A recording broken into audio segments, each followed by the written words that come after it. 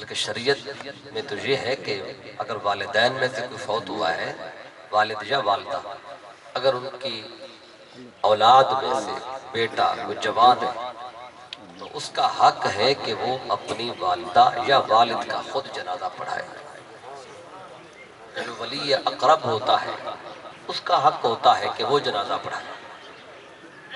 آج اللہ ماشاءاللہ جب کسی کی وفات ہوتی ہے تو کتنے ہیں جو نماز جنازہ پڑھنے کے لیے کھڑے تو ہوتے ہیں پیچھے صفیں باندھ کے، لیکن کتنے ہوتے ہیں جن کو نماز جنازہ آتا ہے؟ جب انہیں نماز جنازہ نہیں آتا پھر بھی شامل ہوتے ہیں صفوں میں۔ تو اگر کل کو ان کے اپنے گھر میں سے والد یا والدہ کوئی فوت ہو جاتا ہے تو راتوں رات وہ نماز جنازہ سیکھ تو نہیں لیتا۔ پھر والد یا والدہ کے نماز جنازہ میں بھی پھر وہ ایسے ہاتھ باندھ کے کھڑا ہوتے تھے، پتہ نہیں ہوتا پڑھنا کیا ہے۔ تو شریعت تو کہتی ہے کہ وہ نماز جنازہ پڑھائے، پڑھانا تو بڑی بات، اسے پڑھنا تک نہیں آتا، تو ایسا شخص اپنے والدین کے ساتھ دھوکہ کرتا ہے۔ تو پہلا حق ہے کہ والدین کی جنازہ ادا کیا جائے، اس میں تجہیز و تکفین بھی ہے، تدفین بھی ہے، ساری چیزیں ہیں۔ دوسرا حق والدین کا اپنی اولاد پہ مرنے کے بعد بھی جو قائم رہتا ہے وہ یہ ہے کہ والدین کے لیے وہ بخشش کی دعا کریں۔ والد فوت ہوا ہے یا والدہ، ان کے لیے ہر وقت بخشش کی دعا مانگتا رہے، اللہ سے ان کی بخشش طلب کرتا رہے، یہ ان کا دوسرا حق ہے۔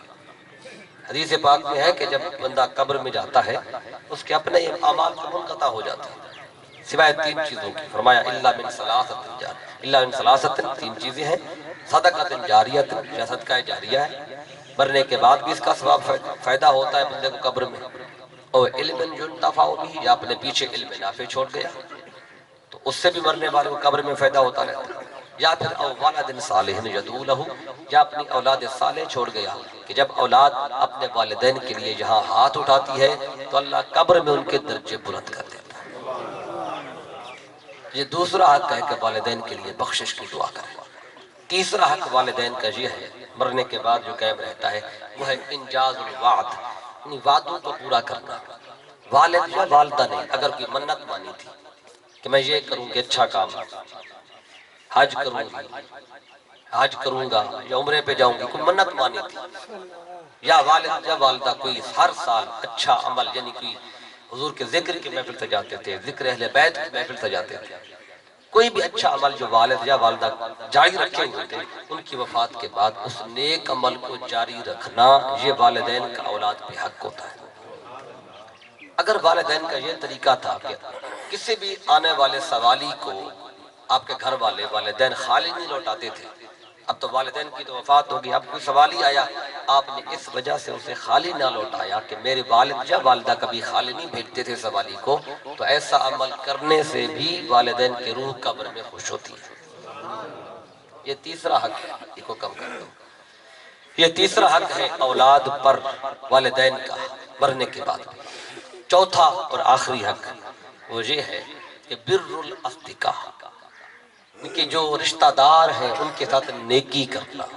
جب تک والد زندہ تھا غمی میں خوشی میں معاملات میں ہو جاتا تھا، جب تک والدہ تھی وہ جاتی تھی معاملات سارے اٹینڈ کرتی تھی، اب والد اور والدہ نہیں رہے، جو خاندان رشتہ دار معاملات ہیں ان کو اسی طرح سے چلانا، پھر خاندان والوں کے ساتھ نیکی کرنا، اس نے سلوک کرنا، یہ بھی والدین کا حق ہے اولاد پہ۔ والد کے دوستوں کے ساتھ، جو آپ کے والد کا والد حیات تھا اس کا ایک جگری دوست تھا، ہر وقت والد آپ کا اس کے ساتھ رہتا تھا، اٹھتا بیٹھتا، کبھی وہ گھر آ جاتے بات چیت کرتے، تو جو آپ کے والد کا قریبی ساتھی دوست جب والد کی وفات ہوئی، اگر اس دوست کے ساتھ جو آپ کے والد کا دوست تھا اس کے آپ نے نیکی کی، اس نے سلوک کیا، اسے چائے پلا دی، کھانا کھلا دیا، آپ نے اس کو عید کے موقع پہ تحفہ دے دیا، گفٹ دے دیا، تو ایسا کرنے سے والد کی روح قبر میں خوش ہوتی ہے۔ اور والدہ کی جو سہیلیاں ہیں، جو اس کے یعنی کہ جو نانکا خاندان ہے ان کے ساتھ، اور پھر جو ان کی سہیلیاں ہیں والدہ کی ان کے ساتھ آپ نیکی کریں، اس نے سلوک کریں، وقتاً فوقتاً ان کو کچھ دے دیں، تو ایسا عمل کرنے سے بھی والدہ کی روح قبر میں خوش ہوتی ہے۔ تو یہ چار حق ہیں جو مرنے کے بعد بھی اولاد میں قائم رہتے ہیں۔ تو چونکہ محترم محمد اقبال صاحب کی والدہ کی وفات ہوئی ہے تو میں نے ضروری سمجھا کہ جن کے والدین حیات ہیں، جن کے والدین دنیا سے چلے گئے، تو اگر وہ چاہتے ہیں کہ والدین کی زندگی میں اگر خدمت نہیں کر سکے صحیح معنوں میں، تو ان کے مرنے کے بعد بھی اللہ نے اسلام کے اندر یہ طریقہ رکھا ہے۔ اگر یہ 4 عمل، اب ان کی تجہید و تکفین تو اسی وقت تو بھی جب ہو گئی، لیکن باقی جو 3 چیزیں ہیں کہ ان کے لیے دعائے استغفار کرنا، انجاز الوعد، ان کے وعدوں کو پورا کرنا، بر الاصدقاء، یہ 3 چیزیں تو ایسی ہیں جو آج بھی بندہ اپنے والدین کے لیے کرنا چاہے تو آج بھی کر سکتا ہے۔ اس لیے یہ بنیادی باتیں تھیں۔ آج ہم چونکہ یہ ایصال ثواب کی محفل ہے، ایصال ثواب کیا ہوتا ہے؟ ثواب آگے پہنچانا۔ ہم یہاں بیٹھ کے ذکر کرتے ہیں، قرآن پڑھتے ہیں، درود پڑھتے ہیں، نیک عمل کرتے ہیں، جو کھانے پینے کا جو انتظام ہوتا ہے، اس سب کا اجر و ثواب ہم مرنے والے کے روح کو بھیجتے ہیں۔ تو آپ نے قرآن پڑھ کے ثواب بھیجا، آپ نے درود پڑھ کے ثواب بھیجا، آپ نے تسبیح پڑھ کے ثواب بھیجا، محفل کر کے ثواب بھیجا، نعت پڑھ کے ثواب بھیجا، سارے ثواب اپنی جگہ پہ، ہر ثواب اچھا ہے، لیکن اگر ذکر اہل بیت کر کے یہ ثواب مرنے والے کو بھیجا جائے تو اس سے بڑا اجر اور ثواب کا ذریعہ اور کوئی نہیں ہے۔ آج چونکہ 14 محرم الحرام ہے، تو اس مناسبت سے میں آج کی نشست میں مختصر سے وقت میں جو پاکوں کا ذکر ہے وہ کر کے، تو پھر اس میں ہمارے لیے پیغام بھی ہوگا، اور پھر ہم اس کا اجر و ثواب مرحومہ کی روح کو بھیجیں گے۔ تو میں نے گفتگو کے لیے قرآن مجید کی سورہ البقرہ کی ایک آیت کریمہ جو ہمیشہ پڑھتے سنتے رہتے ہیں، بڑی مشہور آیت ہے، وہ آپ کے سامنے پڑھیے۔ آیت کا نمبر 153 ہے۔ اللہ فرماتا ہے یا ایھا الذین آمنوا استعینوا بالصبر والصلاۃ، اے ایمان والو مدد طلب کرو صبر اور نماز کے ساتھ۔ ان اللہ مع الصابرین، بے شک اللہ صبر کرنے والوں کے ساتھ ہے۔ اب اس آیت کے تناظر میں نے ذکر حسین کرنا ہے، پھر ذکر اہل بیت بھی کرنا ہے۔ اللہ رب العزت نے ایمان والوں سے فرمایا اے ایمان والو مدد مانگو صبر اور نماز کے ساتھ۔ تو پہلے صبر ہے، پھر نماز ہے۔ تو اللہ اشارہ دے رہا ہے اگر میری مدد چاہیے تو پہلے صبر کا دامن پکڑو، پھر نماز کا دامن پکڑو۔ صرف نماز نہیں، پہلے صبر ہے۔ اگر کہیں نماز پڑھنے سے خدا کی مدد ملتی ہے، رب فرماتا ہے میرا طریقہ ہے پہلے صبر پھر نماز۔ صرف نمازیں پڑھنے سے میری مدد نہیں آتی، یہ اللہ فرما رہا ہے۔ صرف نماز پڑھ لی کہیں کہ اللہ ساتھ ہو جائے گا، وہ نہیں، پہلے صبر پھر نماز۔ یہ 2 چیزیں ملے تو اللہ فیصلہ کرتا ہے ان اللہ مع الصابرین، میں صبر کرنے والوں کے ساتھ ہوتا ہوں۔ اب 2 چیزیں ہیں، ایک ہے صبر اور ایک ہے نماز۔ 2 کام تم کرو، اجر کیا دیا اللہ نے؟ ان اللہ مع الصابرین۔ اب ادھر تھا صبر بھی ہے نماز بھی ہے، جب آیت کو ختم کیا وہاں نمازیوں کو نکال دیا۔ ان اللہ مع الصابرین ہے، ان اللہ مع المصلین تو نہیں ہے۔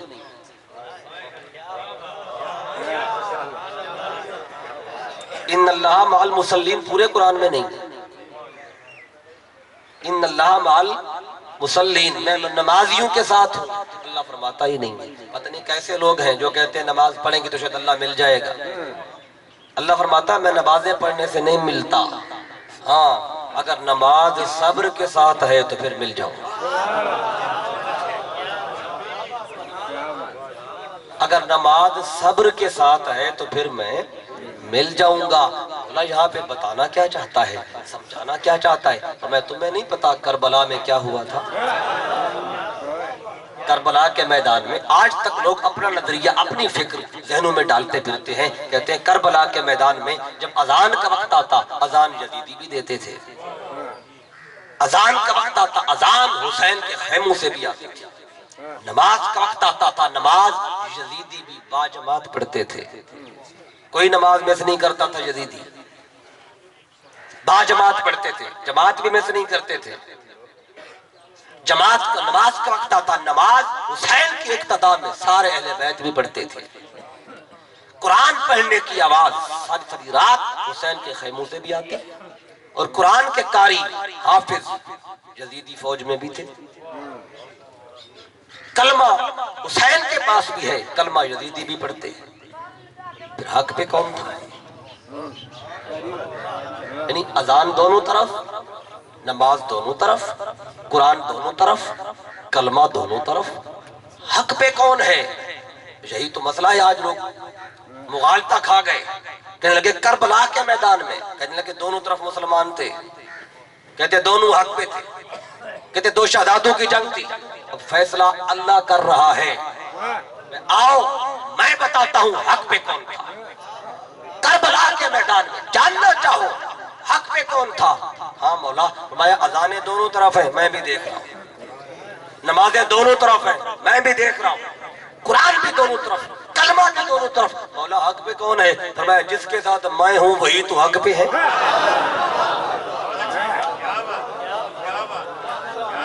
जिनके साथ मैं हूं वही हक पे है। बारी ताला क्या तू अजान देने वालों के साथ है? क्या तू नमाज पढ़ने वालों के साथ है? क्या तू कुरान पढ़ने वालों के साथ है? क्या तू कलमा पढ़ने वालों के साथ है? फरमाया अगर कोई मेरा साथ बनाता रहे, उसकी ज़बान है, उसकी मर्जी, नमाज से अल्लाह अकबर कहे कि अल्लाह मेरे साथ है, कहता रहे, उसकी मर्जी, नमाज पढ़ के कहता रहे अल्लाह मेरे साथ है, उसकी मर्जी। मैं तो नहीं कहता कि मैं उसके साथ हूँ। तो मौला फिर तू किसके साथ है? तो मैं आमनुस्तईनु बिस्सब्र वस्सलाह इन्नल्लाह मअस्साबिरीन। जानना चाहो करबला के मैदान में खुदा किसके साथ था? फरमाया इन्नल्लाह मअस्साबिरीन। जिधर सब्र था खुदा उधर था। करबला के मैदान में सब्र किसने किया? आज कोई बंदा ये भी कहता है कि यजीदियों ने सब्र किया। पानी किन पे बंद हुआ? खाना पीना किन का बंद हुआ? 72 किनके सर काटे गए? नेज़े पे कौन चढ़ाए गए? खेमे किनके जले? असीर किनको बनाया? अरे जिधर सब्र है खुदा उधर है। अल्लाह फैसला कर रहा है, मैं साबिरीन के साथ हूँ, नमाजियों के साथ नहीं। कि यजीदी नमाज पढ़ते थे ना, खुश हो रहे थे, कलमा पढ़ते थे, खुश हो रहे थे। इसलिए अल्लामा मोहम्मद इकबाल रहमतुल्लाह अलैह बड़ा काबिल तवज्जुह शेर लिखा है कि अजब तकदीर है, अजब। अल्लामा इकबाल रहमतुल्लाह ताला अलैह ने इस बात पे कि अजान दोनों तरफ थी, कुरान भी दोनों तरफ था और कलमा भी दोनों तरफ था, इस सारी बात को कहती हैं अजब मजाक है इस्लाम की तकदीर के साथ। देखा ना, अजब मजाक है इस्लाम की तकदीर के साथ। काटा हुसैन का सर नाराए तकबीर के साथ। बदबख्त नाराए तकबीर भी लगा रहे थे, हुसैन का सर भी काट रहे। कि ये नाराए तकबीर लगाओ या नमाजें पढ़ो, ये नमाजें तुम्हें दोज़ख में लेके जाएंगी, क्योंकि वो नमाज है जो मोहब्बत हुसैन से खाली है। अब इस आयत में 3 बातें हैं, एक है ईमान, एक है सब्र और एक है नमाज। या अय्युहल्लज़ीना आमनू इस्तईनू बिस्सब्रि वस्सलात। 3 बातें हैं। आज हमने इन 3 में से एक बात मैं सिर्फ अर्ज करूंगा, क्योंकि साले सवाब की महफिल है और वक्त इतना ज्यादा नहीं है कि 3 बातें, वक्त ज्यादा हो जाएगा। इन 3 में से आज सिर्फ एक बात बताता हूं। एक है ईमान, एक है सब्र और एक है सलात यानी नमाज। आज हमने ये देखना है कि ईमान वालों की सफ में हुसैन कैसा है। ईमान वालों की सफ में हुसैन कैसा है। फिर वक्त हुआ तो बताऊंगा कि सब्र करने वालों की सफ में हुसैन कैसा है। फिर नमाज पढ़ने वालों की सफ में हुसैन कैसा है। ये 3 बातें हैं। इन 3 में से पहली बात को शुरू करते हैं। जब पहली बात को खत्म करेंगे फिर देखेंगे, वक्त हुआ तो मैं अगली बात भी अर्ज करूंगा। अब देखते हैं कि ईमान वालों की सफ में हुसैन कैसा है। कलमा पढ़ें, कलमा ला इलाहा इल्लल्लाह मुहम्मदुर रसूलुल्लाह। कलमा पढ़ने से ईमान मिलता है, कलमा पढ़ने से ईमान मिलता है और मोहब्बत हुसैन से आया हुआ ईमान बचता है। कलमा पढ़ोगे ईमान मिलेगा, मोहब्बत हुसैन होगी थी, आया हुआ ईमान बचेगा। क्यों? कि लोग पैरवी करते हैं ईमान की, लोग पैरवी करते हैं ایمان کی، ایمان پیروی کرتا ہے حسین کی۔ لوگ ایمان کے پیچھے چلتے ہیں اور ایمان حسین کے پیچھے جاتا ہے، ادھر حسین ادھر ایمان۔ چونکہ کربلا کے میدان میں اذان دونوں طرف، قرآن دونوں طرف، نماز دونوں طرف، کلمہ دونوں طرف، ایمان ایک طرف۔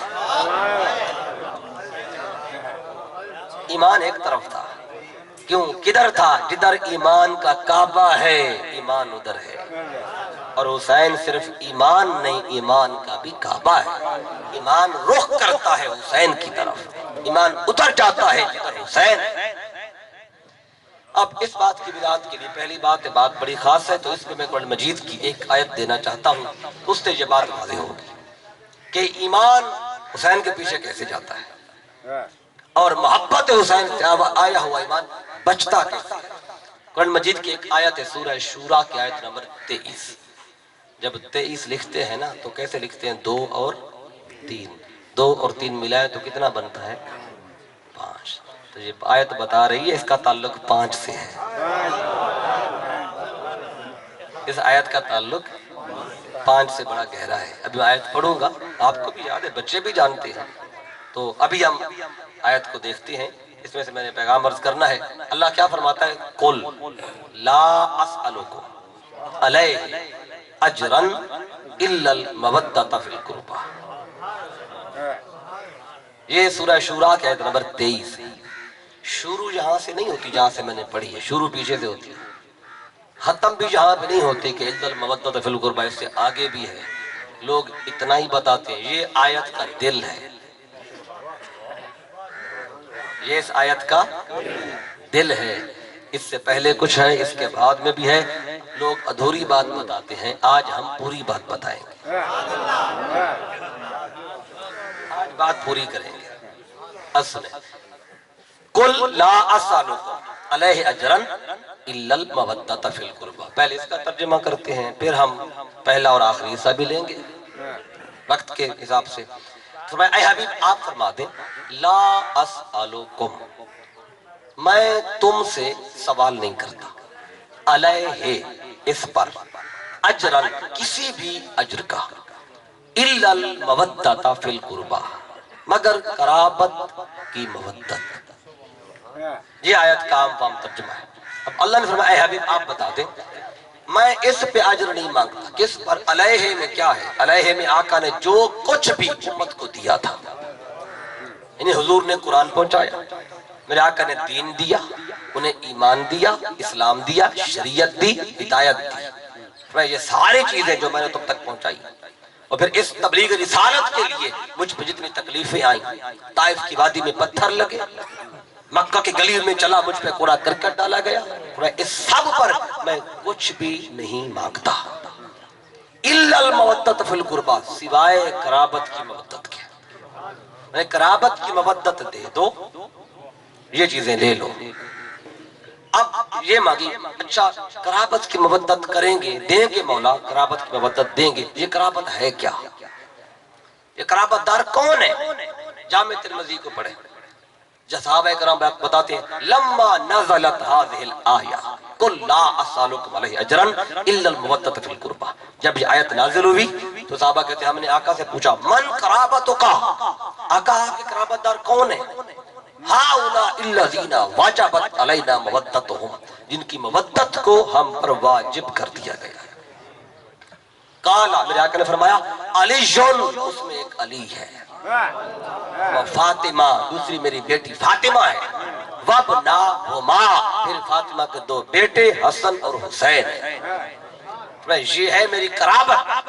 تو ان سے محبت نہیں، تم نے مودت کرنی۔ تو محبت کیوں نہیں کرنی؟ ان سے مودت کرنی ہے، محبت نہیں۔ تو محبت کیا ہوتی ہے؟ لوگ ترجمہ کرتے ہوئے لکھ دیتے ہیں کہ ان سے محبت کرو۔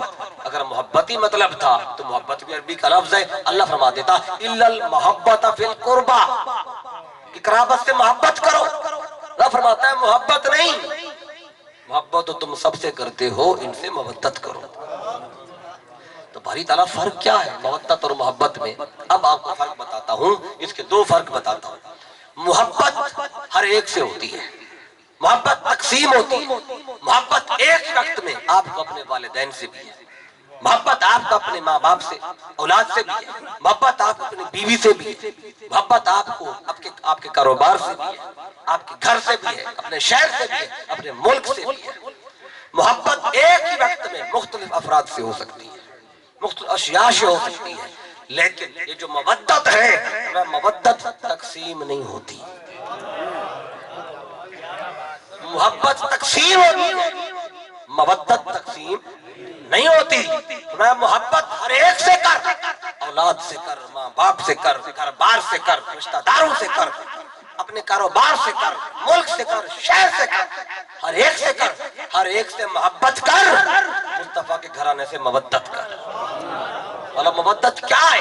میں جب ساری محبتیں نیچے رہ جائیں اور ایک محبت سب سے اوپر آ جائے تو وہ ہوتی ہے مودت۔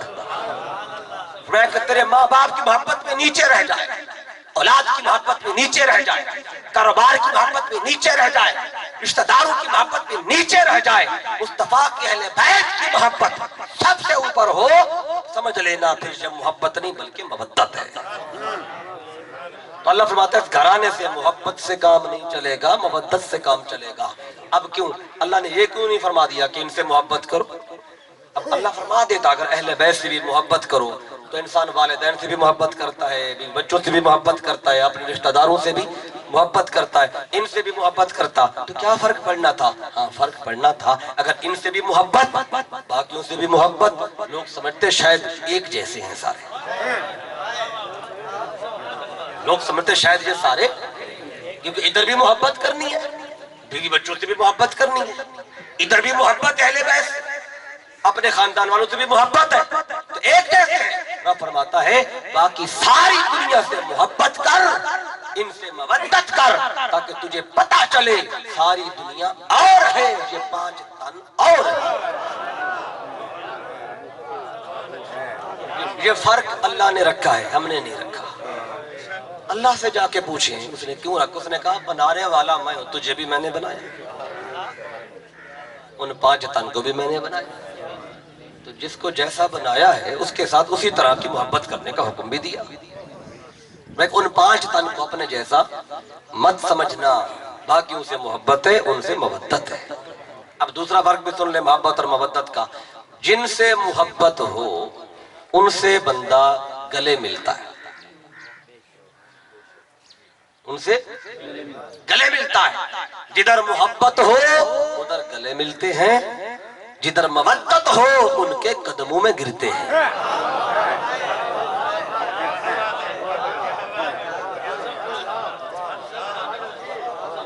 جن سے مودت ہو ان کے قدموں میں گرتے ہیں۔ فرمایا یہ وہ گھرانہ ہے جن کے قدموں میں پڑا رہے، ان کی محبت میں گم ہو جا، ان کی محبت میں فنا ہو جا۔ اللہ فرماتا ہے فل قربا، فل یہ بتا رہا ہے ان کی محبت میں تو مر مٹ جا، ان کی محبت میں محبت میں فنا ہو جا، ان 5 تن کے سوا تجھے کچھ نظر ہی نہ آئے۔ اگر ان کے سوا تجھے اور بھی نظر آ جائے تو پھر یہ محبت مودت نہیں محبت ہوگی۔ یہ مودت وہ جس کے بغیر انسان زندہ ہی نہ رہ سکے۔ اب اس پہ چھوٹی سی مثال دوں تاکہ بزرگ سمجھ جائیں، بچے سمجھ جائیں۔ اب دیکھیں کچھ جانور ہیں جو پانی کے اندر رہتے ہیں، مینڈک بھی رہتا ہے، کچھوا بھی رہتا ہے، سانپ بھی پانی میں رہ جاتا ہے، مچھلی بھی رہتی ہے۔ آپ پانی میں سے مینڈک کو نکالیں، خشکی پہ رکھیں، وہ یہاں بھی دوڑنے لگ جاتا ہے۔ کچھوے کو نکال کے پانی سے نکال کے خشکی پہ رکھیں، وہ یہاں بھی دوڑ پڑتا ہے۔ اسی طرح آپ نے کہا چلے مچھلی کو بھی نکال کے یہاں رکھو، یہ بھی دوڑ پڑے گی۔ جب اس کو آپ نے پانی سے نکال کے یہاں رکھا وہ تڑپنے لگ گئی، وہ مرنے لگ گئی، اس کی جان نکلنے لگ گئی۔ ہم نے مچھلی سے پوچھا تو بھی پانی میں رہتی تھی، مینڈک بھی تھا، کچھوا بھی تھا، انہیں نکالا ہے تو وہ تو آگے چل پڑے، تو تڑپنے لگ گئی۔ اس نے بات سمجھا دی، اس نے کہا مینڈک کو کچھوے کو پانی سے محبت ہے، مجھے پانی سے مودت ہے۔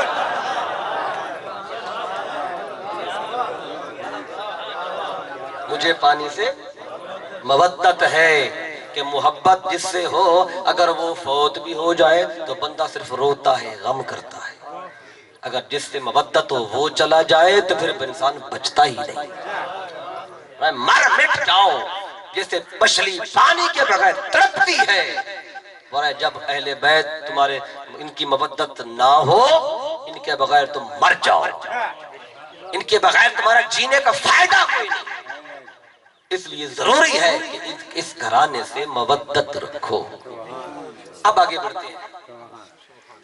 اب اللہ نے فرمایا کہ حبیب ان سے مانگیں قرابت کی مودت، لیکن تو قرآن مجید کا مطالعہ کریں، جتنے بھی پیغمبر آئے، 1,24,000 پیغمبر تو آئے نا کم و بیش، ان کا بھی تو خاندان تھا، ان سب کا گھرانہ تھا، ان کی اولاد بھی تھی، داماد بھی تھے، ان کے بھی اہل بیت تھی، لیکن کسی بھی نبی نے اپنی بات پہنچانے کے بعد، اپنی امت تک پیغام پہنچانے کے بعد، کسی بھی پیغمبر نے کسی بھی امتی سے یہ نہیں کہا کہ اس کے بدلے میں میری اہل بیت سے محبت کرو۔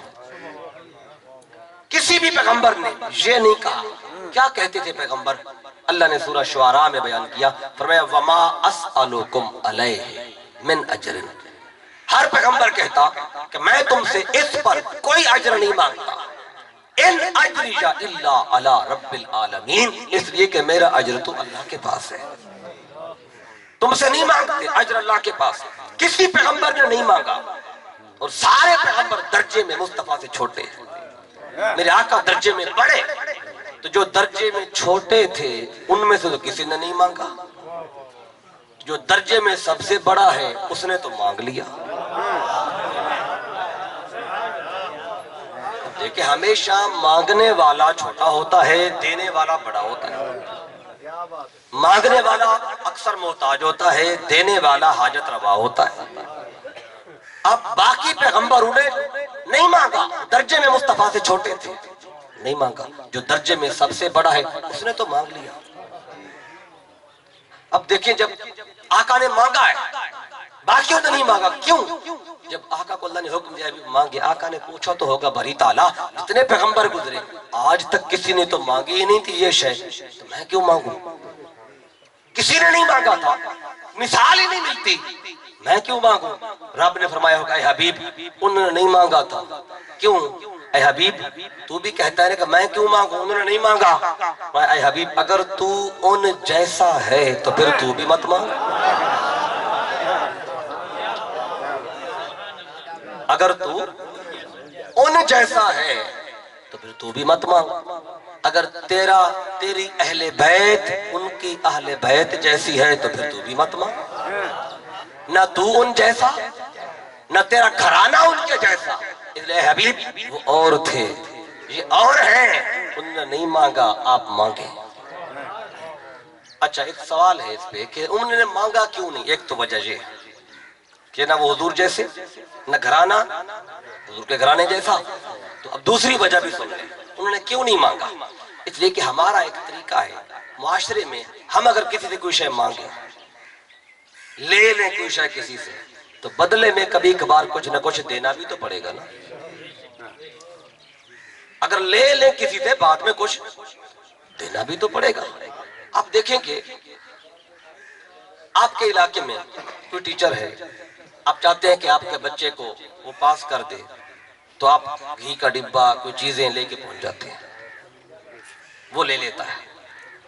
تیسری کا امتحان تھا، دوسری کا تھا، چوتھی کا تھا، پانچویں کا تھا، وہ لیتا رہا، چلتے چلتے جب بورڈ کا امتحان آیا 8ویں کا، آپ پھر ڈبہ لے کے پہنچ گئے، آپ پیسے لے کے پہنچ گئے کہ اب 8ویں کا امتحان ہے، اب تک تو مہربانی کی ہے، اب یہ بھی کر دو۔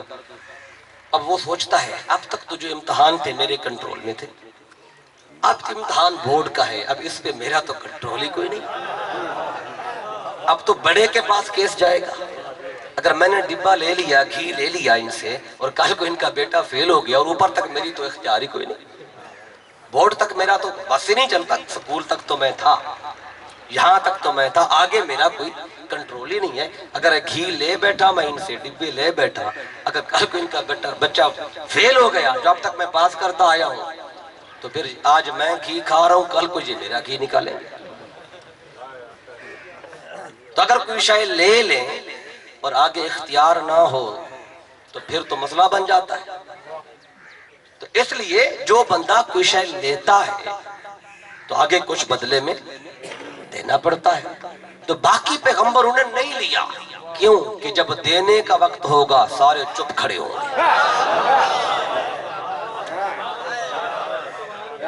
سارے پیغمبر چپ کر کے کھڑے ہوں گے. انا خطیبہم اذا انصتوا، جب سارے چپ ہوں گے مصطفیٰ فرماتے ہیں میں رب سے خطاب کروں. وَإِذَا، وہ فرمایا جب سارے پریشان ہوں گے میں بشارتیں دے رہا ہوں. اور جب لوگ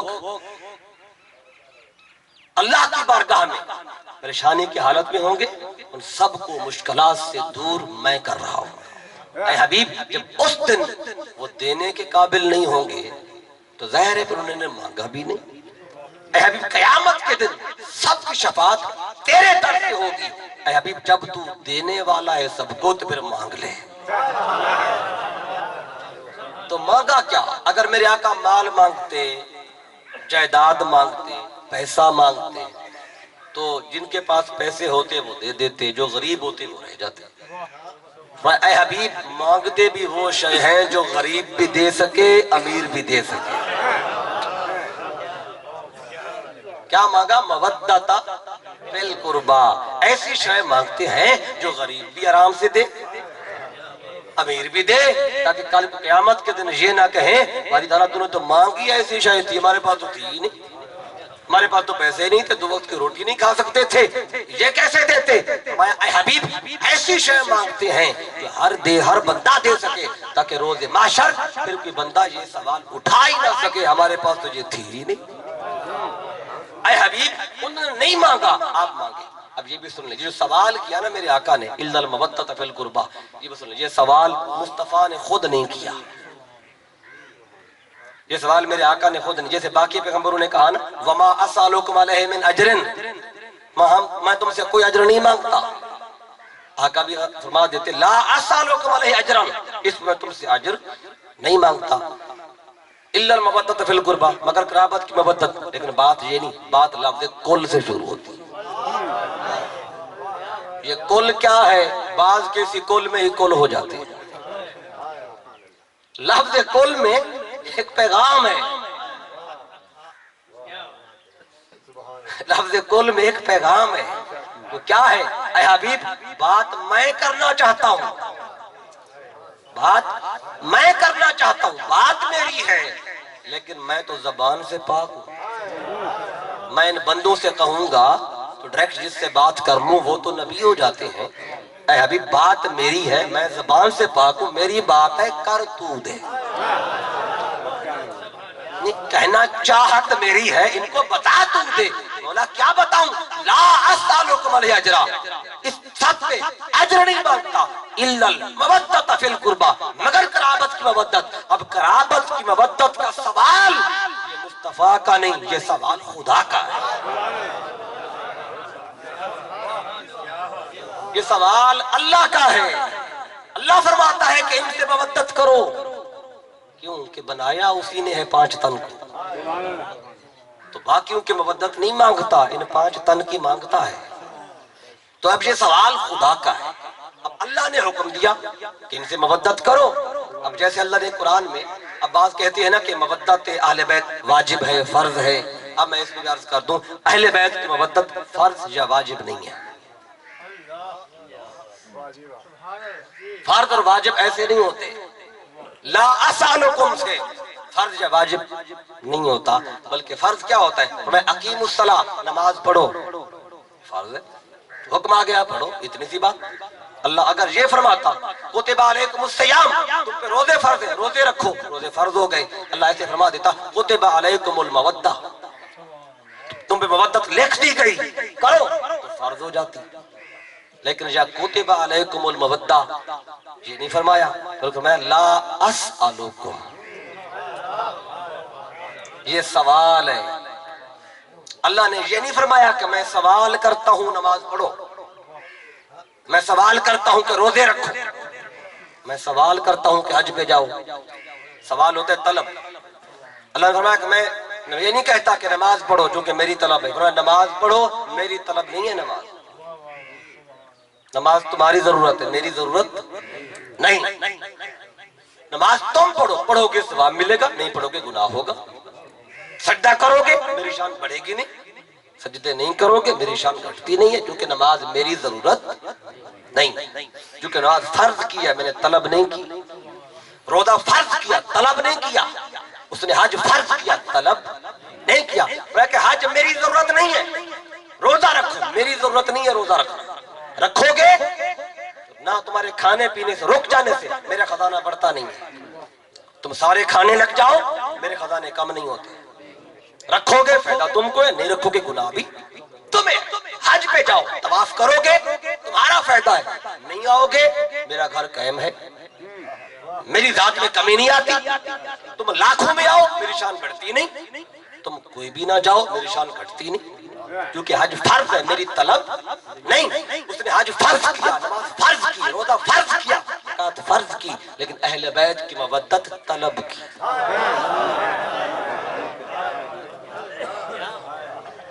अहले बैत की मवद्दत उधर है नमाज देना, तलब में है लेना। मैं कुछ जबान से कह रहा हूँ, कुछ इशारों से बता। अगर किसी को मेरी जबान समझ ना आए तो इशारा ही समझ आ जाए, ठीक। तो नमाज दी मवद्दत ली, ये तलब है, तलब ली जाती है उनको जरूरत की शय। नमाज हमारी जरूरत है, रोजा हमारी जरूरत है, हज हमारी जरूरत है। करेंगे तो जन्नत मिलेगी, अच्छा अमल, नहीं करेंगे तो गुनाह होगा। तो हज, उम्रा, नमाज, रोजा, ज़कात, ये सारी चीजें फर्ज है, अल्लाह की तलब नहीं है, लेकिन मवद्दत अहले बैत तलब है। अब आप कहेंगे अच्छा अल्लामा साहब थोड़ा सा बताएं ये तलब और फर्ज में क्या फर्क है? फर्क अभी बताता हूं। फर्क ये है, नमाज फर्ज है, अगर कोई पढ़ता है तो उसको सवाब मिलता है, अगर कोई नहीं पढ़ता तो दीन से खारिज तो नहीं होता ना। अगर नमाज ना पढ़ो, फर्ज है ना नमाज, अगर फर्ज छोड़ दें तो गुनाहगार होंगे, दीन से निकलेंगे नहीं, दीन से निकलेंगे। कोई भी शख्स अगर कोई नमाज नहीं पढ़ता, आपके गांव में नहीं पढ़ा, लेकिन इनकार नहीं है नमाज तो पढ़ता नहीं है, एक पढ़ ली कभी दो पढ़ ली, दो नमाजें पढ़ने वाले को दीन से खारिज कर सकता है कि एक पढ़ ली उसे दीन से खारिज।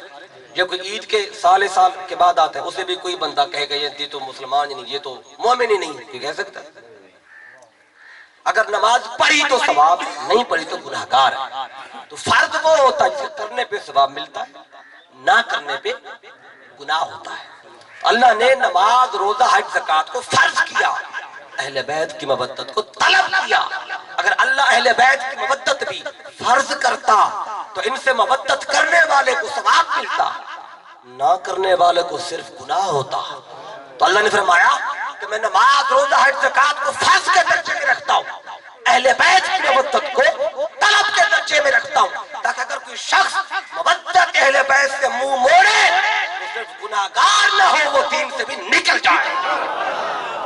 नारे तकबीर, नारे रिसालत, नारे ताकीद, नारे हैदरी, हुसैनियत जिंदाबाद, हुसैनियत जिंदाबाद। जो मवद्दत अहले बैत से मुंह मोड़े, नमाजें जितनी पढ़े, कुरान जितने पढ़े, हज जितने करे, उम्रे जितने करे, अगर मवद्दत अहले बैत से मुंह मोड़ा है तो दीन से खारिज है। यजीदी यही कुछ तो कर रहे थे, नमाजें भी पढ़ रहे थे, कुरान भी पढ़ रहे थे, अजाने भी दे रहे थे, और हुसैन के खिलाफ तलवार भी उठा रहे थे। हुसैन के खिलाफ तलवार उनके खून से आलूदा कर रहे थे। अल्लाह ने बता दिया अगर मोहब्बत अहले बैत है तो सब कबूल है, अगर ये नहीं है तो कुछ भी कबूल नहीं। इसलिए कि लोग पैरवी करते हैं ईमान की, ईमान पैरवी करता है हुसैन की। अच्छा, मैं एक आयत को पूरा कर दूं, दो बातें कर, फिर बात आगे खिताब की तरफ लाता हूँ। ये पता चल गया कि फर्ज नहीं बल्कि ये तलब है। अच्छा, ये छोटी बातें हैं जो अभी अल्लाह करता है, आखिर बड़ी बात अल्लाह ने आखिर में की है। छोटी बातें पहले की ताकि दिल थाम के बैठे, समझते जाए नमाज, रोजा, یہ جن نے سارا دن نماز روزے میں بند کیا ان کو اللہ نے سمجھا دیا یہ فرض تھا، طلب یہ ہے۔ اب آگے باری تعالیٰ جو طلب کرتا ہے تو بدلے میں کچھ دیتا بھی تو ہے، جو طلب کرتا ہے بدلے میں کچھ دیتا بھی تو ہے۔ مولا تو بدلے میں دے گا کیا؟ اگر قرابت کی مودت ہم دے دیں تو کیا دے گا؟ اب دل تھام کے سننے والی بات ہے کہ اللہ کیا دے گا؟ کرکس ہے میری گفتگو کا نچوڑ ہے، دو باتیں بتا کے میں بات میں آگے ختم کر دوں گا۔ اب اللہ بدلے میں کیا دیتا ہے؟ اب سنیں، اللہ فرماتا ہے وَمَن يَقْتَرِفْ حَسَنَةً، کیونکہ لوگ آیت کو آگے پڑھتے ہی نہیں ہیں، یہاں تک پڑھتے، میں نے کہا تھا آیت آج پوری بتاؤں گا۔ وَإِلَّا الْمَوَدَّةَ فِي الْقُرْبَى، اس کے بعد اللہ فرماتا ہے وَمَن يَقْتَرِفْ حَسَنَةً، جو بندہ یہ نیکی کرے گا، یعنی مودت فی القربا، جو بندہ یہ والی نیکی کرے گا تو باری تعالیٰ پھر تو کیا دے گا؟ کیا دے گا؟ نَزِدْ لَهُ فِيهَا حُسْنًا، جو بندہ یہ نیکی کرے گا نا مودت فی القربا والی، تو ہم اس کی نیکی کو حسین بنا دیں گے، اس کی نیکی میں حسن پیدا کریں گے۔ آپ سوچیں گے نیکی تو نیکی ہوتی ہے، حسین کیسے بنتی ہے؟ ہاں، نماز نیکی ہے، قرآن پڑھنا نیکی ہے، حج پہ جانا نیکی ہے، زکوٰۃ کا دینا نیکی ہے، داڑھی کا رکھنا نیکی ہے، تسبیح ہاتھ میں لینا نیکی ہے، جبہ کبہ نیکی ہے، ٹوپی اور پگڑی سر پہ رکھنا نیکی ہے۔ نیکی تو نیکی ہے، حسین کیسے بنتی ہے؟ تو فرمایا مودت فی القربا، اگر قرابت کی مودت آ جائے تو نیکی حسین بن جاتی ہے۔ باری تعالیٰ تھوڑا تو بتا دے یہ حسن ہے کیا نیکی میں؟ بالکل آخری بات، میں بات ختم کروں گا۔ اب بات بڑی خاص ہے اور دل کو تھام کے سننے والی بات ہے۔ بعض دوست سوچتے رہیں گے پتہ نہیں یہ ہو کیا گیا ہے، آج بات ہی ایسی آگے آ رہی ہے، لیکن بات اللہ نے بتائی، میں آپ تک صرف پہنچا رہا ہوں۔ آج تک کسی نے بتائی نہیں تو قصور میرا نہیں ہے، اگر نہ ہو قرآن لے میں کھول کے دکھاتا ہوں۔ اللہ نے طلب کی مودت اہل بیت، بدلے میں دو چیزیں، کون سی دو چیزیں؟ فرمایا ایک تو نیکی میں حسن پیدا کروں گا، دو چیزیں کون سی دوں گا؟ میں ان اللہ غفور شکور، دو چیزیں دوں گا۔ ایک شے کیا ہے؟ اگر قرابت کی مودت تم دے دو، ان اللہ غفور، اللہ تمہارے سارے معاف کر دے گا، تمہارے 10 سال کے ہیں یا 100 سال کے ہیں، قرابت کی مودت دو، سارے بات۔ اچھا جب اللہ معاف کر دے تو پھر بندے کو اللہ کا شکریہ ادا کرنا چاہیے، مولا تیرا شکر ہے کہ تو نے معاف کر دیا، تو نے بخش دیا، لیکن یہاں معاملہ ہی عجیب ہے۔ اللہ فرماتا ہے ان اللہ غفور، مودت کرو اہل بیت سے، پہلی شاید تمہیں بخش دوں گا، شکورن، رب ہو کہ تم سب کا شکریہ بھی ادا کرو۔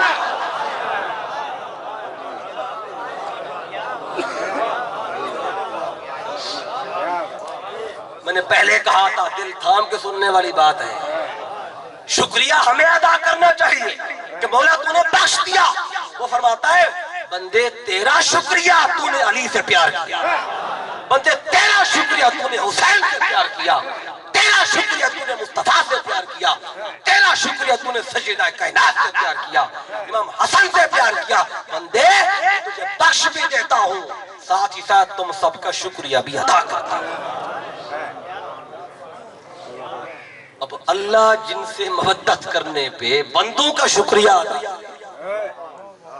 تو سوچئے گا اس گھرانے کی عظمت کا عالم کیا ہے، اس گھرانے کی عزت اور رفعت کا عالم کیا ہے۔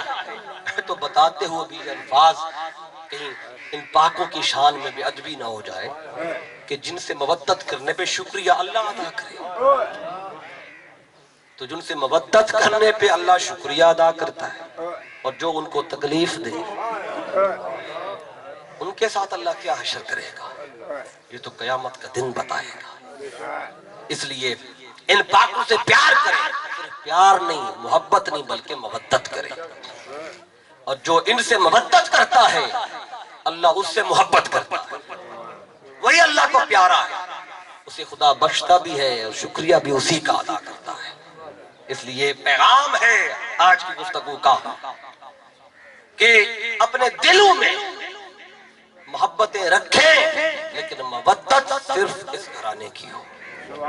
جب اہل بیت، ذکر اہل بیت، حسین کا ذکر، حسین کی بات، حسین کا مشن، مصطفیٰ کا مشن، جب اس کی بات آئے تو ساری محبتیں نیچے رہ جائیں، دین مصطفیٰ کا جھنڈا اٹھا کے سب سے اوپر آ جائیں۔ پھر آپ کو ماں باپ کی محبت گھر میں نہ بیٹھنے دے، اولاد کی محبت گھر میں نہ بیٹھنے دے۔ میرے حسین نے دین مصطفیٰ کی اقامت کے لیے مدینہ چھوڑا، اپنا منبر چھوڑا، مزار مصطفیٰ کی قربت چھوڑی، گھر بار چھوڑا، خاندان کو لے کے کربلا میں آ گئے، کربلا سجائی اور دنیا کو بتا دیا جب اسلام پہ حملے ہو رہے ہو، دین کی اقدار پہ ان کو مسمار کیا جا رہا، جب حلال کو حرام اور حرام کو حلال کیا جا رہا، تو اس وقت گھروں میں بیٹھنے سے کام نہیں چلے گا، اس میں فقط تقریریں مسجد میں کرنے سے کام نہیں چلے گا، فقط بیعتیں کرنے سے کام نہیں چلے گا، فقط پیری مریدی کرنے سے پھر کام نہیں چلے گا۔ ارے حسین سے بڑا پیر کون ہے؟ حسین سے بڑا مبلغ کون ہے؟ حسین سے بڑا مقرر کون ہے؟ حسین سے بڑا دیندار کون ہے؟ اگر دین کی تبلیغ کرنی تھی تو مدینہ میں بیٹھ کے کر لیتے، اگر فقط تقریر ہی کرنی تھی تو منبر مصطفیٰ پہ بیٹھ کے کر لیتے، اگر بیعت ہی لینی تھی مدینہ میں بیعت کرنے والی بھی تھے، آپ کے پیچھے نمازیں پڑھنے والی بھی تھے، آپ کی تقریر سننے والے بھی تھے، لیکن جب دیکھا مصطفیٰ کے دین پہ حملہ ہو رہا ہے، آپ نے وہاں بیٹھ کے فقط تبلیغ پہ، تقریر پہ، بیعت پہ، اس پہ اکتفا نہیں کیا، روحانیت کے درس پہ اکتفا نہیں کیا، بلکہ گھر سے نکلے کربلا میں آئے اور اکیلے بھی نہیں آئے، بچوں کو بھی لے کے نکلے۔ جب مصطفیٰ کے دین پہ وقت آئے، فقط تبلیغوں پہ اکتفا مت کرو، فقط تحریروں پہ، تقریروں پہ اکتفا مت کرو، اس وقت عملی طور پہ حسینی بن کے اس باطل کے آگے سینہ سپر ہو کے کھڑے ہو جاؤ، پھر جان بھی جائے تو دے دو، مصطفیٰ کے دین کو بچا لو۔ دین مصطفیٰ جب بھی بچا ہے کربلا سجانے سے بچا ہے، اس لیے آج بھی یہ شعر ہر جگہ پہ لکھا اور پڑھا جاتا ہے، قتل حسین اصل میں مرگ یزید ہے، اسلام زندہ ہوتا ہے ہر کربلا کے بعد۔ یہ کیوں نہیں کہا کہ اسلام زندہ ہوتا ہے ہر نماز پڑھنے کے بعد، اسلام زندہ ہوتا ہے ہر ختم قرآن کے بعد، اسلام زندہ ہوتا ہے ہر حج ادا کرنے کے بعد؟ نہیں، اسلام زندہ ہوتا ہے کسی کے داڑھی رکھنے کے بعد، لیکن یہ چیزیں اسلام کی علامت ہیں۔ اسلام زندہ ہوگا تو مشن حسینی سے زندہ ہوگا۔ آج بھی اگر چاہتے ہیں نا اسلام زندہ ہو جائے تو حسین کے مشن کو اپنائیں، حسین کے مشن، حسین کے اسوہ، حسین کے طریقے کو اپنائیں۔ یہ آج کی گفتگو کا میسج ہے، یہ پیغام ہے۔ آج ہم نے یہ پاکوں کا ذکر کر کے، پاکوں کا ذکر کر کے اس مرحومہ کی روح کو یہ ثواب پہنچایا ہے، تو خوش نصیب ہیں وہ لوگ جو اپنے والدین کی وفات کے بعد بھی انہیں یاد رکھتے ہیں، ان کے ایصال ثواب کے لیے انتظامات کرتے ہیں اور ان کو تحفے بھیجتے رہتے ہیں۔ وہ والدین بھی خوش نصیب ہے جن کی ایسی اولاد ہے، تو اس لیے اولاد کی طرف سے بھی، والدین کی طرف سے بھی یہ خوش آئند بات ہے۔ آج محترم محمد اقبال صاحب کی والدہ، آپ کا آج ایصال ثواب کا پروگرام تھا، دعا ہے کہ اللہ تبارک و تعالی آپ کی والدہ کی قبر کو جنت کا باغ بنائے، اللہ ان کو اہل بیت کے صدقے سے اپنے جواز رحمت میں جگہ عطا فرمائے، اللہ رب العزت جتنے بھی حضرات آئے سب کا نہ قبول فرمائے۔ وما علیہ الا البلاغ۔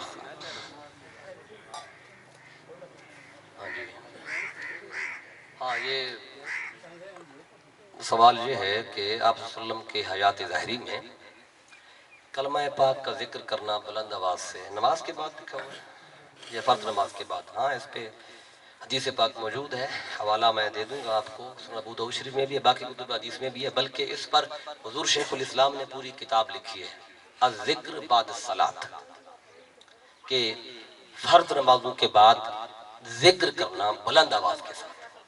حضرت عبداللہ ابن عباس رضی اللہ تعالیٰ عنہ یہ فرماتے ہیں کہ مجھے نماز کے ہو جانے کی خبر اس بات سے ہو جاتی تھی کہ جب میں گھر میں بیٹھ کر بلند آواز سے ذکر کی آواز سنتا تھا۔ اس پہ اگر پوری کتاب پڑھنا چاہیں تو میرے قائد شیخ الاسلام جن کے قدموں میں بیٹھ کے میں نے سیکھا ہے، پڑھا ہے، انہوں نے پوری کتاب لکھی ہے، وہ صرف احادیث پہ مشتمل ہے، الذکر بعد الصلاۃ۔ وہ کتاب بھی آپ کو حاجی صاحب سے رابطہ کرے، غلام مرتضیٰ صاحب بیٹھے ہوئے ہیں، پوری کتاب میں اگر کسی نے زیادہ پڑھنا ہو تو میں نے حدیث پاک کا مفہوم آپ کو بتا دیا، ان میں سے ساری احادیث اسی حوالے سے ہیں کہ بعد الصلاۃ، نماز کے بعد ایک تو دعا مانگنا، پھر بلند آواز سے ذکر کرنا، ذکر بالجہر جسے کہتے ہیں، ایک تو دل میں ذکر کرنا، ایک بلند آواز سے ذکر کرنا۔ تو یہ صحابہ کرام بیان کرتے ہیں، ہمیں صبح کی نماز بالخصوص وہ کہتے ہیں کہ اس کے ہونے کا پتہ اس بات سے چل جاتا تھا، کبھی اگر لیٹ ہو گئے کہ جب بلند آواز سے ذکر کی آواز آتی پتہ چلتا کہ نماز ہو گئی ہے، پتہ چلا یہ ذکر کی آواز اتنی بلند ہوتی، اگر جہری نماز امام پڑھاتے صبح کی نماز میں قرات کرتا ہے اس کی آواز نہیں پڑتی تھی کانوں میں، لیکن جب سارے مل کے ذکر کرتے تھے اس کی آواز پڑ جاتی تھی۔ لیکن مطلب جتنی بلند آواز سے امام صبح کی نماز پڑھاتا ہے، آپ کا محلے میں گھر ہے تو آواز تو آ جاتی ہے، تکبیر ہو رہی ہے، محلے والوں کو آواز آ جاتی ہے۔ اگر باہر سوئے ہوئے ہیں، صحن میں سوئے ہوئے ہیں، کمرے کے اندر بند نہیں ہے کمرہ، اے سی نہیں لگا ہوا، کمرہ بند ہو تو باہر کی آواز کم آتی ہے۔ اگر امام نماز پڑھا رہا ہو صبح کی یا تکبیر پڑھی جا رہی ہو، اللہ اکبر کی آواز گھر میں آ جاتی ہے، تو صحابہ کہتے ہیں تکبیر کی یا قرات کی آواز ہمارے کانوں میں نہیں پڑتی تھی، لیکن جب ذکر ہوتا تھا تو اس کی آواز ہمارے کانوں میں ضرور آ جاتی تھی۔ مطلب یہ وہ ذکر اتنی بلند آواز سے تھا، تو ذکر کرنا ناجائز نہیں ہے، بلکہ صحابہ کرام آپ صلی اللہ علیہ وسلم کی سنت سے ثابت ہے۔ تو اس پہ مزید آپ پڑھنا چاہیں تو میں نے کتاب کا حوالہ دے دیا، تو ایک حدیث نہیں، اس میں کوئی 40-50 حدیثیں ہیں، تو اس کو آپ پڑھیں، بڑی اچھی اس پہ جو ہے ذکر کے حوالے سے بڑی شاندار کتاب ہے۔ اللہ کی بارگاہ میں دعا ہے جو کچھ بھی ہم نے بیان کیا اور آپ نے سنا اس پر مکمل طریقے سے ایمان لانے اور اس پر عمل کرنے کی توفیق عطا فرمائے۔ وما علیہ الا البلاغ۔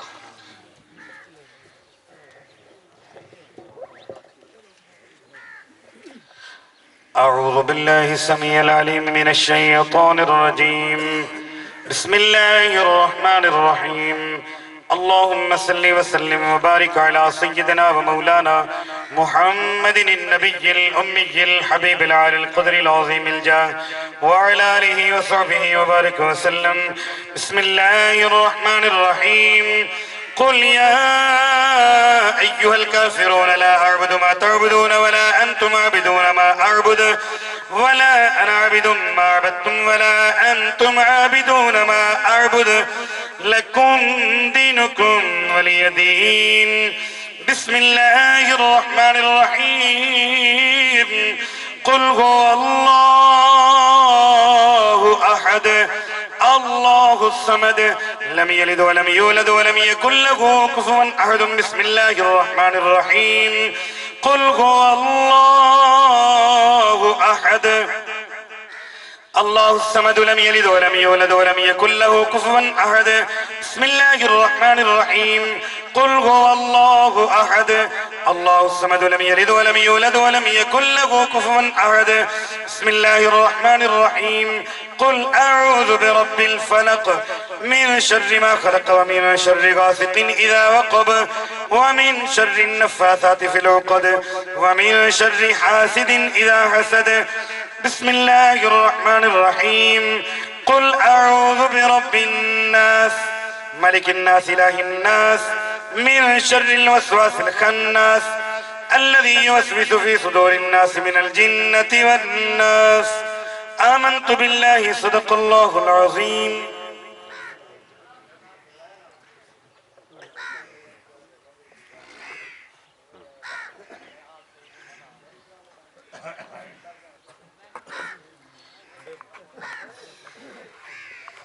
بسم الله الرحمن الرحيم. الحمد لله رب العالمين الرحمن الرحيم مالك يوم الدين. إياك نعبد وإياك نستعين. اهدنا الصراط المستقيم صراط الذين أنعمت عليهم غير المغضوب عليهم ولا الضالين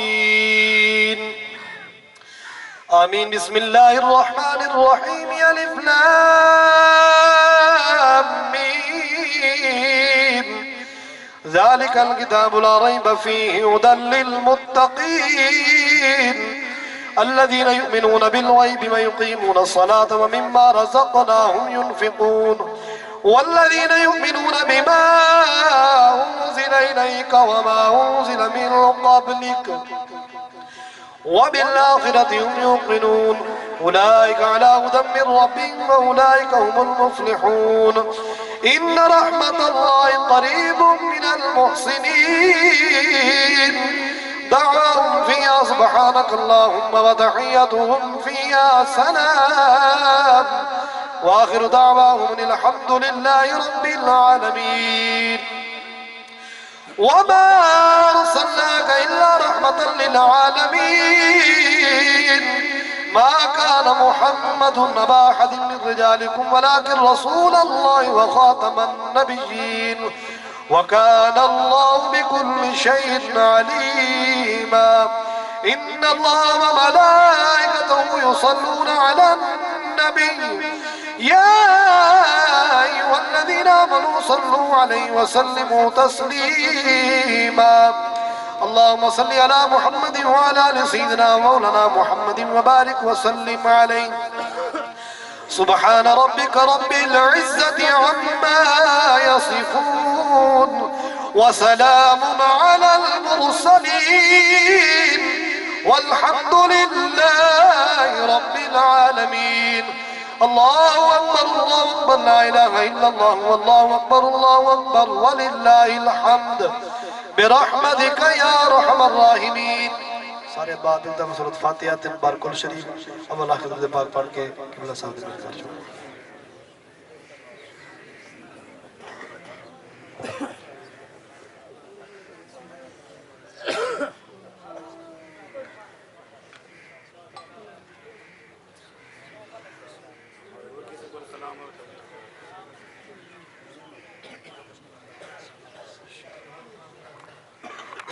قبلت جميعكم قبلت جميعكم اللهم صل على سيدنا ومولانا محمد وعلى آله وصحبه وبارك وسلم اللهم اغفر للمؤمنين والمؤمنات والمسلمين والمسلمات اللهم من أحجيته منا فأحجه على الإسلام ومن توفيته منا فتوفه على الإيمان واعف عنا واغفر لنا وارحمنا انت مولانا فانصرنا على القوم الكافرين یا میرے مولا آج کے اس پروگرام میں جو کچھ پڑھا گیا جو بیان ہوا جو احباب گھروں سے پڑھ کے آئے سب تیری بارگاہ میں پیش کرتے ہیں قبول و منظور فرما میرے مولا یہ سب آقا صلی اللہ علیہ وسلم کی بارگاہ میں تحفتاً پیش کرتے ہیں قبول و منظور فرما تمام انبیاء کی بارگاہ میں تحفتاً پیش کرتے ہیں قبول و منظور فرما تمام اہل بیت اطہار صحابہ کرام کی روح کو اصال ثواب کرتے ہیں قبول و منظور فرما تمام مسلمات مومن مومنات کی روح کو اصال ثواب کرتے ہیں قبول اور منظور فرما بالخصوص محترم محمد اقبال صاحب کی والدہ محترمہ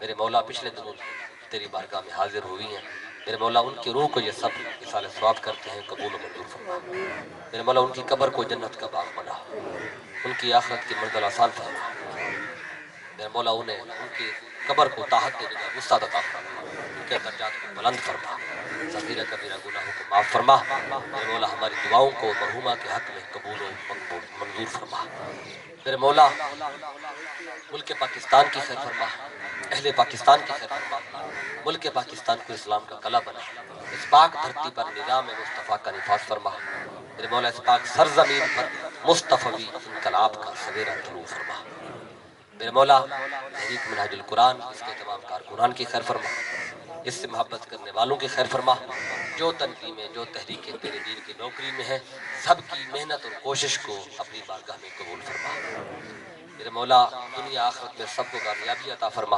قبر میں جائیں تو آقا کی معرفت عطا فرما حشر کا دن ہو تو آقا کی سنگت اور شفاعت عطا فرما میرے مولا ہم نے جو مانگا ہے تو جاننے والا ہے ہم جو نہیں مانگ سکے تو دلوں کے راز جانتا ہے تمام حاضرین کی جائز دل کی حاجات کو اپنے بارگاہ میں قبول فرما اللہم ربنا تقبل دعاءنا مع جماعت المسلمین کما تقبلت من الانبیاء والمرسلین وصلی اللہ تعالی علی حبیب خیر خلقہ محمد وعلی آلہ واصحابہ واہل بیتہ اجمعین آمین برحمتک یا ارحم